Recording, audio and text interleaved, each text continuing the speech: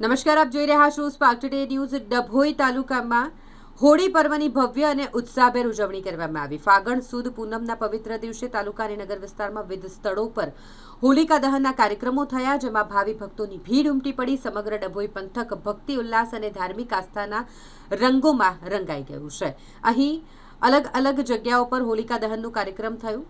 ખાસ વાત કરીએ ડભોઈ નગરમાં મહાલક્ષ્મી માતાજીના મંદિર પાસે યોજાયેલા હોલિકા દહનના કાર્યક્રમ વિશે।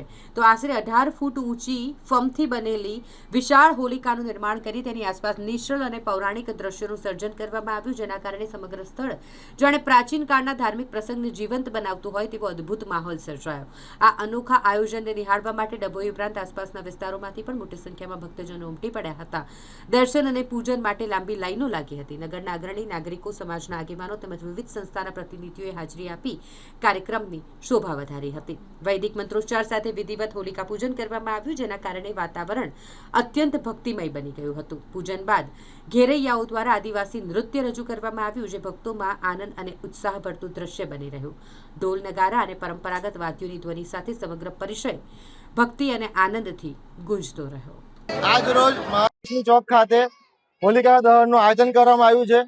આજુબાજુના તમામ 8 ફળિયા ભેગા થઈને અમે હિન્દુ એકતા બતાવીને આ હોલિકા દહનનું આયોજન કરી રહ્યા છે।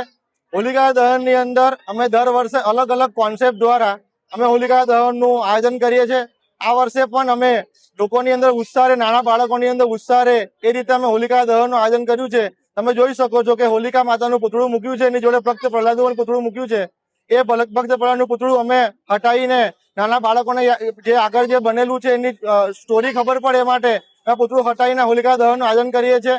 આજુબાજુના તમામ ફળિયા ભેગા થઈ આ આયોજન કરીને સમગ્ર હિન્દુ લોકોને કહેવાનું કે આ રીતે ડભોઈની અંદર આ બહુ મોટી હોળીનું આયોજન કરી રહ્યા છે। અમે આજુબાજુના લોકો આવીને આ હોળીનો લાભ લે અને હોળીનું પૂજન કરી અને હોળીની અંદર તમામ લોકો એકત્રિત થઈ હોળીની પૂજા કરે અને આજુબાજુના તમામ લોકો હોળીનું પૂજન કરે। એ રીતે તમને શુભેચ્છાઓ। ભારત માતા કી જય, વંદે માતરમ।